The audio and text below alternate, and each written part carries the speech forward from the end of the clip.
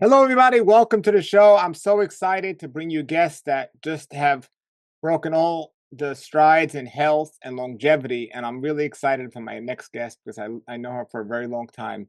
This is Cherie Soria, right? Hello, Cherie. How you doing? I'm doing great, Paul. Living life. It's been a long time since we spoke. So before we get into today's talk, uh, can you briefly explain to everyone or introduce yourself, and then we'll get into the talk. Okay, introduce myself. Well, I'm 78 years young, so I've had a lot. I've done a lot of things in my life, but yeah, I guess the last thing I did was 20 years um, at Living Light Culinary Institute, which I created, and I was a chef and director along with my husband Dan Letterman, and that was in Fort Bragg, California. And people came from over 65 different countries to attend our school because we were the only licensed raw vegan culinary school in the world. And it was a wonderful experience, met lots of wonderful people and helped people to get healthier and live their fullest life. And that's exciting to me. And then we sold the business about 8 years ago, and we retired here in Costa Rica, which had always been our plan. And we're just loving every day here. I was gonna say that's not a green screen behind her, everybody. That's like literally where they are. They're in Costa Rica, and Yeah. we're gonna hear about that. But before we do that, you had in Fort Bragg for 20 years this raw food culinary school. But Yes. what led you to that? Prior to that, when you grew up, were you into health at all? Or did you have health challenges when you were growing up? I grew up in Santa Barbara, California, and everybody in my family was sick. I mean, really. My mother died when I was 4. My sister died when I was 12, and she was 10. I had cousins. Everybody had diabetes, heart disease, cancer, um, obesity. I had a cousin who had to have his legs removed. He was a young man because of cancer, and he was very obese. And so I started reading about health quite young, I guess in my early 20s. And I always loved cooking. I started cooking when I was just 12 years old. And I won my first cooking contest when I was just a kid. And so I started, I didn't know anybody else who wasn't eating meat. I started reading books about it though. And I came to the conclusion that eating animal products was not good for your health. And I really did not want to be like my mother and my sister and the rest of my family. So, so as soon as I graduated from high school, I changed my diet, and people thought I was crazy. At that time, we were called health kooks. And but I started cooking vegetarian meatless dishes. At the time, I still ate dairy products and all that, but I was vegetarian, and all my friends loved my food and wanted to learn how to cook it. So in my 20s, I started teaching vegetarian cooking, and I taught through community centers and health clubs and in my own personal kitchen, and they became very popular, and I kept reading books. I was just a voracious reader, always reading about health. I wanted more and more and more of it. I didn't want to become obese like my family, and so I it was in the early 90s. I went to the Ann Wigmer Institute because I had in Puerto Rico because I had been reading about this woman who was curing people of AIDS and other diseases with raw food, raw vegan food. And um, I didn't expect to stop eating cooked food when I went there. I just wanted to know what she was doing for these people. But when I was there, I saw such miraculous healings that I couldn't ignore them. And so I told her I would never teach another cooking class again, which for about 25 years was factual. And now that has changed because I am eating cooked food now, but I still eat a high raw diet. Um, but anyway, so I started Living Light Culinary Institute when I met Victoris Kulvinskas, who was um, very encouraging, more than encouraging, telling me that I really needed to start teaching chefs about my food. And so within the time that he sat me down and had this earnest conversation with me, after about 2 weeks, I started what I called Living Light Culinary Institute. And I told my sister about it, and she said, "How can you call yourself an institute? You're just one person." I said, "Well, you'll help me and I'll grow into it." And that's what happened. Wow. So, Wow. yeah, So, after for 20 years or so, or even longer, teaching vegetarian classes, including dairy, and then in eggs as well, just not animals, right? correct. Well, Okay, yeah, in the beginning, it was beginning. just vegetarian. So, yeah, it was lacto ovo Sure. vegetarian. And But then when you found out about the raw food and you switched over to the raw food and you've been doing that for 25 years, how you personally also switched your own personal diet, not just your cooking classes to raw, but your own personal diet you switched to oh 100% raw yeah. at the Oh time, yeah. right? Yeah, I couldn't teach something I wasn't living. Yeah, Sure. and I had to be the example. And your food, absolutely amazing food. You have a recipe book out that I still have in my house here, and Yeah, I it's have 4 absolutely amazing. recipe 4 books recipe now. books.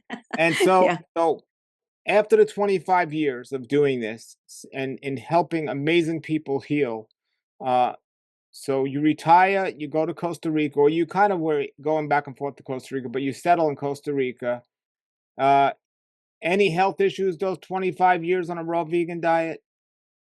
Oh, no, no, I still am extremely healthy. No, very healthy. You know, Okay. all that time that I was, um yeah, I have 3 black belts in karate. I've been an athlete all my life. Tennis, skiing. I'm now a long distance runner at 78. You know, I run, run, and I do fitness, and it's a big part of my life. Health is still a major part of my life. It, I you, we talk all about longevity here, and this is amazing. 78, you're running, you're exercising, you're fit. 25 years on a raw vegan diet, no health issues. Now, in that time, well, were you taking supplements or not? Yeah, I take supplements. Okay, you Mhm. were, and you still do. Okay, Yeah. and also, you're doing this, and I would assume, and maybe you could tell me about how your diet was then to now. Like at the time, your recipes taste amazing, but I'm sure your diet wasn't waking up and eating recipes all throughout the day. The 25 years you were raw vegan, how was your diet primarily? Well, my diet was fairly simple, except that because I had the school, we were always eating some gourmet food. I didn't really cook that gourmet at home, but we've been juicing and having smoothies and salads and a gourmet. I guess nowadays I cook too, but I still do juices and smoothies and salads as well as cooked food. Um, but in those days, a gourmet meal might have been raw lasagna with seed cheese Sure. and raw marinara and so forth. Um, but not because I would be cooking that way necessarily at home. And always we would tell our students that this is celebration food. This is not what you would make your normal diet out of, but you have to be able to satisfy people and their hunger for all that kind of flavor complexity, and for them to be able to share it with their family is really important. Otherwise their family would be worried about them, and they would feel like they were making sacrifices. And so yeah, we had gourmet meals as well as very simple foods. Sure. Now, I've been 100% raw now for quite a long time, and I remember there was a short window where I started to include some cooked food, but when I people hear that, they think, "Wow," but it was like literally like a couple of percent, like such a little amount of cooked food. It wasn't like some drastic thing.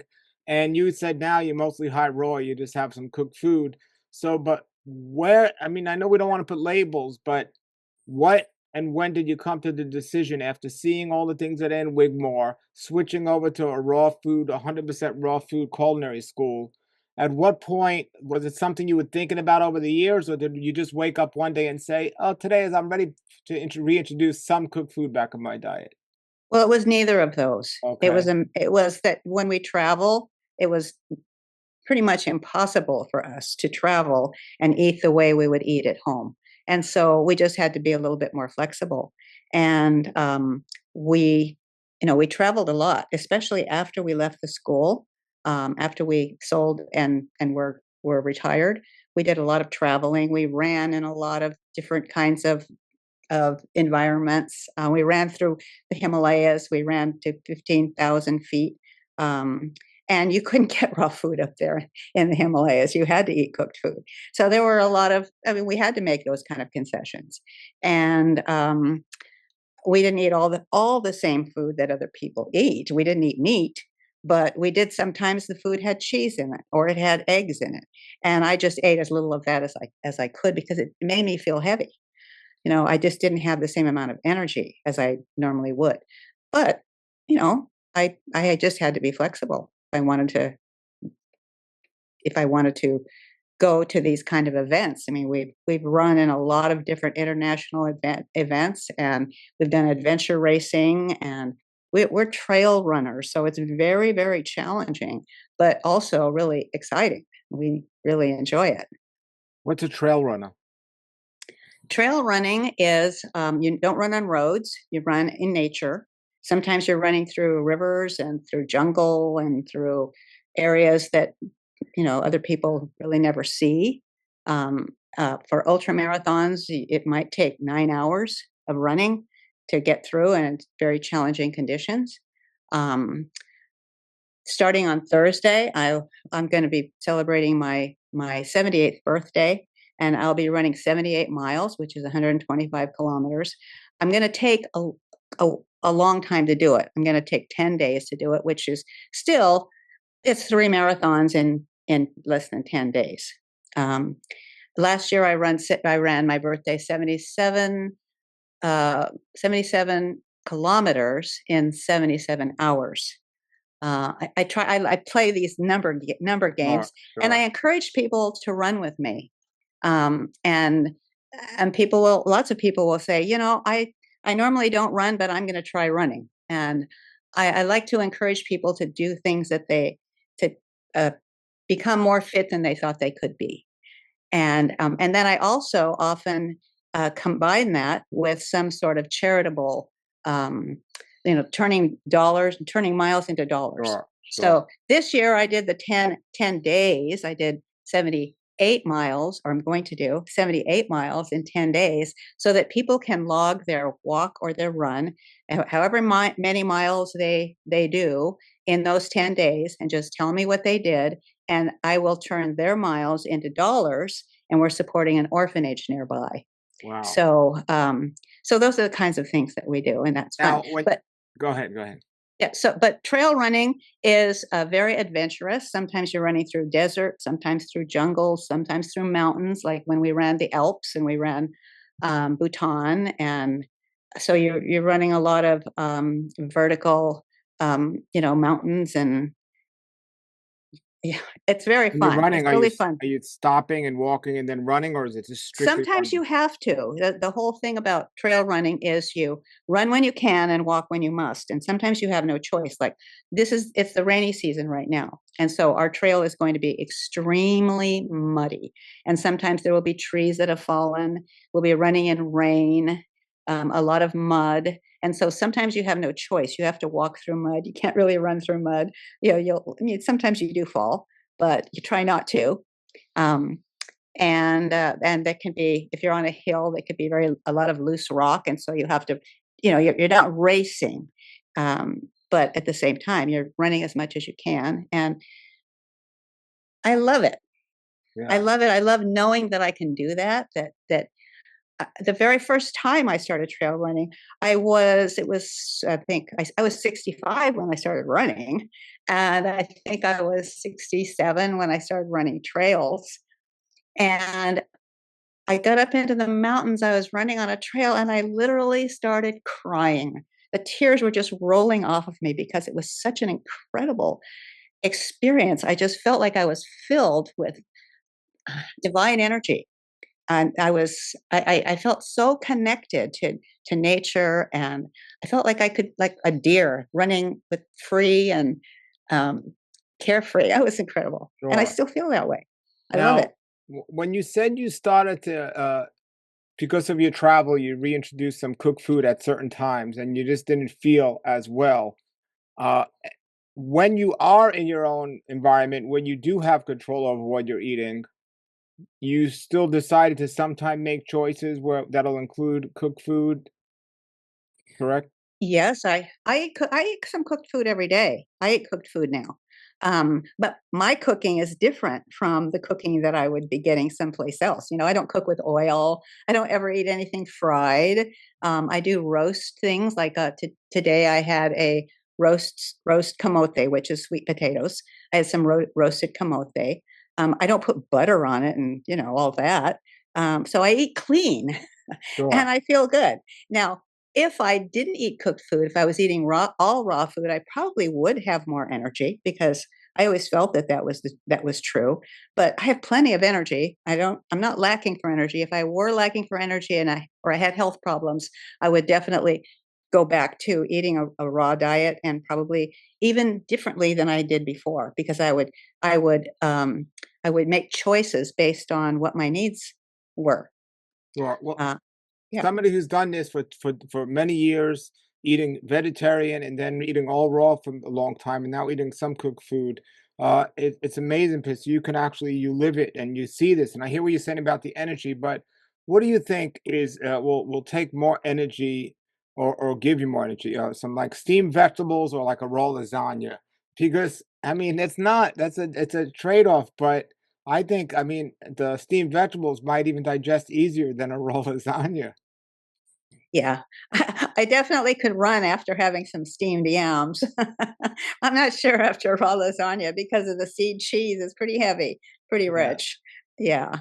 So wonderful. So tell me about your other part. Now we know you exercise.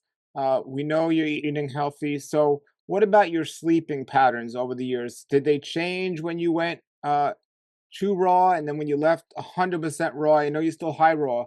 Has it changed or you travel a lot? I'm sure that has something to do with it. But when you're at home in your own environment, what time do you normally get up and what time you normally go to sleep? This is crazy, I know, but we get up about 3:15 in the morning because we like to run before it gets light. And and I don't like to have to go to the bathroom on the trail. So we get up and we, have our morning, we make our celery juice and we have our turmeric and all that kind of stuff. We do all that first and then we go out for a run. Um, so we're running before 5 a.m. And so to get up that early, we have to go to bed early. We start to head toward the bed around 7:30 or 8 every day. And how do I sleep? I sleep great. I do sleep more than I did when I was eating all raw food. Um, However, I was also working and there was always things going on in my head. Like there's always something, an idea that I had that I was working out, or a recipe, or something was always going on. And so that might have been disturbing my sleep. But I always woke up energetic, and I could easily get away with 6 hours sleep with no problem. For a while, I thought I could get away with less, and then I kind of crashed. I felt I didn't feel well, and I realized I just wasn't getting enough sleep. So, so I just had to work on that. But now, I mean, they say that as you get older, you have more problems sleeping. I have no problem sleeping. I have no problem eliminating. Um, I feel good. I don't ever get headaches or anything like that. Amazing, amazing. Now, do you wake up with an alarm clock? Yes, I do right now because right now we're training for this challenge that's coming up. And normally I wouldn't necessarily if I didn't wake up until 3:30 or even a quarter to 4, it wouldn't be a big deal. But right now, because of the way we're training, we need to get up at 3:15. So if you So weren't training, I mean, what time do you normally I get up? then I would probably still get up at 3:30 or a quarter to 4. I really Okay. can't sleep later than that And because we how go to bed early. I mean, uh, we're very scheduled as far as that with our lifestyle. It's our choice. It's what we want to do. We get sure. up and we run and we have a gym, so we do fitness training. And also in the morning, I have a certain time of day that I really like to prepare our meals, and a certain time of day when I go in the pool. I enjoy having that kind of routine. So it's easy for me. How often do you eat throughout the day? Well, we don't really eat solid food until around 11. And because we get up so early, 11 o'clock is about the time we have lunch. Okay. And then I like to eat dinner around 4:30. So Okay. Do you eat anything after dinner usually? no, Okay. Wow. no. All these years, you've learned that to be the best for you and your situation. Yeah. I'm addicted to feeling good. That's my addiction. Yes, I get it. I get it. Wonderful. Wonderful. That's so great. And tell us the living in Costa Rica, uh, the environment you live in, the air quality, just the environment, how much of a difference do you think that makes with your health? Or do you think you could be just as healthy if you found a place in the United States where you were content and happy? I wouldn't be content and happy in the United States because I don't like the politics. That's a big thing for me. Um, I really have never found a place where I could connect with nature the way I do right now. You can see behind me, um, we're surrounded by jungle. We don't have neighbors. Um, my sister Terry Zaconti actually is our only neighbor, and she could scream. She could have her music up all the way, and I wouldn't hear her, although she's behind those trees. Um, Other than that, our road is a quarter mile, and the closest neighbors are a quarter mile away. And we really love that. Our neighbors really are monkeys and tropical birds and other kinds of wild animals. We do have dogs as well. We've rescued a couple of dogs and we rescued a cat. Sometimes, unfortunately, people just throw away their puppies and their kittens and leave them on the road. Or And even worse, sometimes they eat them, like they eat animals. It's oh, crazy. that's not here. They don't eat Okay. animals Okay. here. Well, I'm just they Yeah. eat animals, like cows and stuff is what I'm Oh, saying. yes, right. Yeah. Well, yeah, It's they it's do. that's worse than throwing a dog out is eating a cow, but people don't Yeah, realize that. yeah. So do you ever feel like you're so far away from like a major city, a major population where are you ever in a situation where you might need something? Let's say a hospital, for example. Do you even think about that, or you don't even? Do you have a plan for something like that, or you don't even worry about that? Yeah, we do have a plan for that. Right now, we do. There is a airport here. They didn't used to be when you were here before, but we do have an airport now, and you can get to San Jose in half an hour. Of course, our flights aren't running constantly. You can't just show up and be in San Jose in half an hour. But if you have to, there are really good doctors in Costa Rica. Excuse me, one second. We have really good medical care here. um, we have doctors and we have dentists right here in Cobano, which is 8 minutes away from us. And if you need to go to a real hospital, the kind that has American trained doctors, there are many of them in San Jose.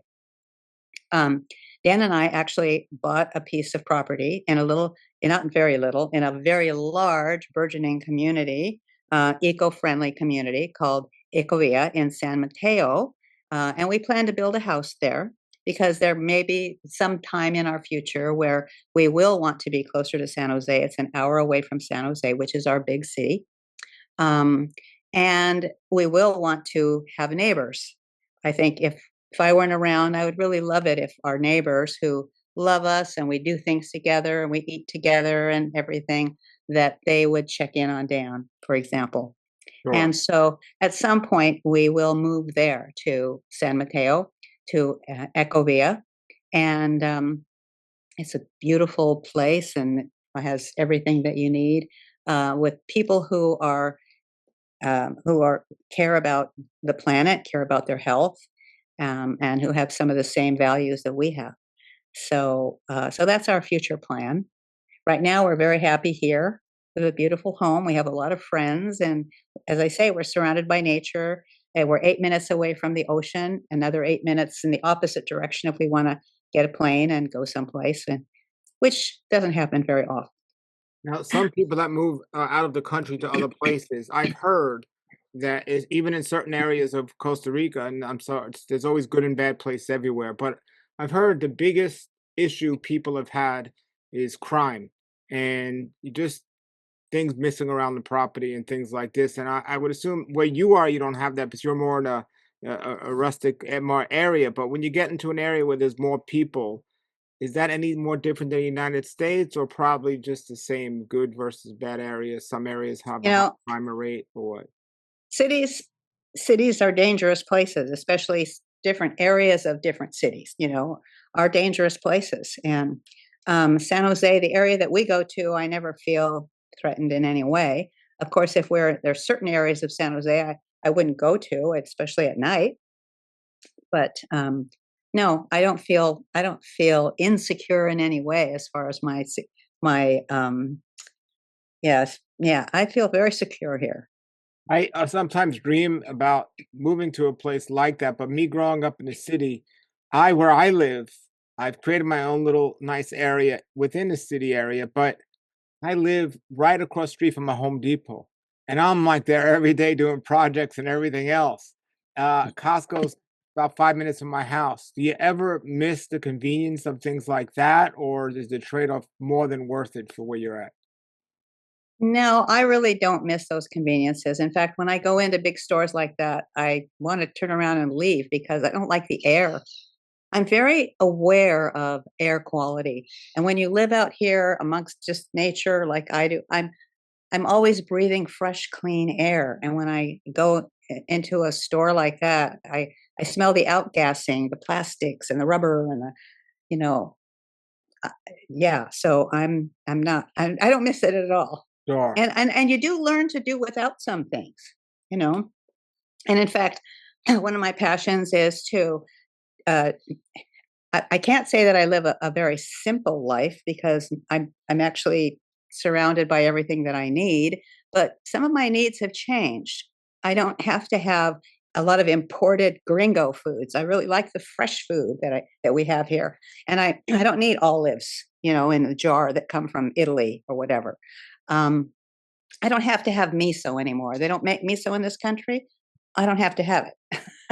you know, I just I've learned how to just be happy with what's available. Right here on the Nicoya Peninsula is the blue zone of Latin America, and I mean, one of the reasons that it's the blue zone is because the food is clean and simple.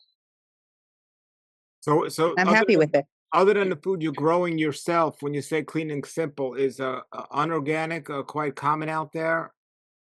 No, actually, most people I know eat organic food. We have a lot of beautiful. Our organic market is amazing. We have more organic produce here than we had when we lived in Fort Bragg, California, and we had some great farmers markets there. But we get dandelion and nettles and all the different fresh herbs, and I mean, and year round we have asparagus and Oh. artichokes. How much of the food that you eat is homegrown? Only our fruit, really. We don't really grow of course, I do grow sprouts and microgreens, and I make my own tempeh, and I mean, I make my own crackers and bread and all that raw.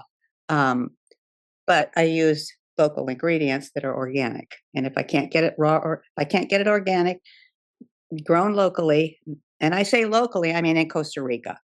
Um, my macadamia nuts come from the guy who grows them on the Caribbean. Like I know where my food comes from, and I really like that. That's part of my life. Well, doing the sprouts and the microgreens, which are a big part of my diet, it's pretty easy to get them in the United States. Out where you are, is it easy to get like mung bean sprouts and broccoli seeds and things like this, or does this need to be imported? Those have to be imported, but Okay, they're shipped. That's not sure, a problem. Yeah. sure. Do you have Amazon out there? Well, you can have things shipped on Amazon, but I usually, yeah. Yeah. And sometimes friends travel, and I'll say, "Oh, I'll ship." They'll say, "Is there anything you need?" And I'll have them bring seeds back for me.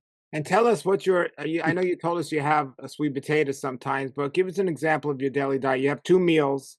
Your first meal around 11, then you have a meal in the afternoon. What do you usually eat in those meals? Well, I consider my first meals actually to be my smoothie because it's a huge smoothie packed with juice. And I mean, yeah, I actually make my smoothie with green juice because we also make green juice, which we drink later in the day, but we put some in our, we put a lot in our smoothie. And it has all different colors of the rainbow of fruits. And then we also put greens in it and we put beets in it as well. So it's, to me, that's a meal. That's our first meal of the day.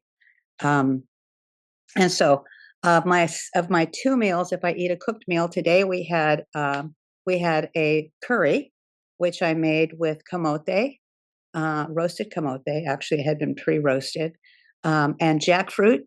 We had so many jackfruit on one of our trees that the limb broke, and we had like 50 jackfruits on the floor on the ground. It was crazy. And Wow. so I cooked 10 young jackfruits, and they're in the freezer. So we've been having jackfruit almost every day. So we had a curry jackfruit, and it had yams in it as well. And I served it over cauliflower rice. So Now, that was that. I mean, people don't understand how much work it takes. I have fruit trees. It takes a lot of work to keep the yards clean and beautiful unless you hire someone. But I often see people make I believe, a mistake is they put themselves in a beautiful paradise like where you're in, and they do hire other people because it's a cheaper labor to do the work, but then they get sedative. But I think one of the keys to health and longevity is to stay active, and you're being very active with your exercise program. Where do you think you would be, not just mentally, but physically, if you weren't getting that type of exercise for the last couple of years? Do you think there'd be a big difference in your health?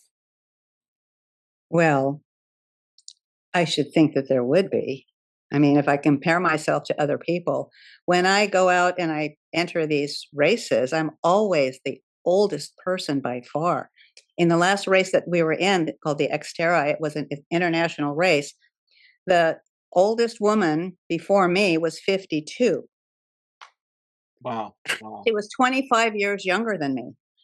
And, they're yeah, I I would be a different person. I would think differently. I would feel different about life. I would look different. Um, yeah. Now, there are a lot of people that move, not a lot, but a good amount of so-called raw food people or health-minded people that move to Costa Rica, and they're embracing this fruitarian lifestyle where they're just eating mostly fruits. And I'll leave the word overeating up to somebody's own definition of what that might be. Do you, from your experience, seeing that being maybe uh, a concern that people are just focusing on fruit and possibly overeating it, or do you think as long as there's fruits, it's okay? I haven't really given that any thought, Paul. I don't really know. Um, I can't really make any judgment about what other people are eating. I mean, if people ask me um, what I do, and I can tell them what I do, and they can see how it affects me and my life. But I don't know. It isn't for me just to have just to eat fruit. And I can't say that's wrong because I do know some people who eat that way and they seem to be doing well. So Okay, let's turn back the clock now about 20 years when you were in the middle of your culinary raw food career. And knowing yourself now, if you can give advice to that person back then from a health or diet standpoint, would you change anything, or would you say, look, maybe cut back on this or maybe do this more? From what you've learned over the years, would you have told your now self told yourself back then something? that's an interesting question. No, I don't think so. I can't really think of. I think I was doing the best I could at that time, and I don't know. Yeah, I guess. Well, as far as food, no, but as far as lifestyle, I think I worked too much. I worked too much all the time, and probably I would have said, you could work less. You don't have to work so much. But other than that, I think I had, yeah, I'm pretty happy with the way my life has flowed. Wonderful. Well, I know you're out there enjoying paradise with your husband Dan, and it's so great to catch up with you. If people have a question or they want to see information about your runs and things like that, is the best place for people to view your stuff on your Facebook page? Probably so. Cherie Soria. It's spelled Cherie, S, like in Sam, Oria. Cherie Soria. That's my Facebook page, and then they can follow this run that I have coming up. Starts on Thursday, ends on the 31st. And if you like to run or walk, and you just want to be inspired to do it along with me, let me know by the end of the month how many miles you ran or walked, and I'll turn that into dollars, and we'll support the children together. It's a wonderful orphanage called Eco Village for Children. And it's really a beautiful place and giving children a good head start in life. Wow, I'm going to put the link below to Sherry's Facebook page and all that information. Sherry, thank you. One more question. I see you in this environment. How's the weather change? I live in South Florida where it's like always hot. Some place in the United States gets freezing. What's the climate like there and how often does it change? Well, right now it's the rainy season, and we have a good at least 6 months of rain. And when I say that, I don't mean that it rains all the time. Like, look, right now you can see it's blue sky. It stopped raining this morning around 4 in the morning, so that's plenty of time for us to go out and run. Although by my birthday, it could be running when we leave for our run in the morning at 5. It could, we never know what it's going to really You run what the in the weather. rain? Oh, yeah, we run in the rain. It's not cold, you know? I don't like to run if there's lightning and Oh. it's nearby, but running in the rain isn't a problem at all. What's the temperature there normally? It's in the low 80s. All year? Yeah, most of the year. Uh-huh. Yeah, pretty much. What does it get down to at It night? gets down at night. It's never hot at night here. It's not cold, but it's not hot. So you don't need to wear clothes at night when you're sleeping or anything. But this time of year, I do like to put a little robe on in the morning, like kind of feel like it's nurturing and cozy. But it doesn't last long. I'm always wearing straps. Do you need air conditioning or heater at all? We have an air conditioned walk-in pantry and an air conditioned closet. So we don't have to worry about mold or rust or insects or anything like that. But we don't air condition our living space, um, because you acclimate to the temperature, and it doesn't bother me. And also, the way we built our house, we have a lot of airflow. The air comes in from where you can see right there through the house and out the other side. We have lots of windows and lots of fans, and it keeps us comfortable. Wonderful, wonderful. That's amazing. That's amazing. Everybody, check out Sherry's Facebook page. And Sherry, it's so great to catch up with you after all these years. And just thank you for being on here. And I'm so glad you're doing well. It's so great to see you. It was wonderful to check in with you again, Paul. Good to see you. All right, everybody, put your comments or questions below. And thank you all for watching. And stay tuned for more great interviews here. And I know a lot of people that have been doing this a long time, and we can learn from their experiences. So thank you, everybody, for watching. Until then, everybody, have a great day and have a great world life. Is wealth good for your health? This is the raw life health show.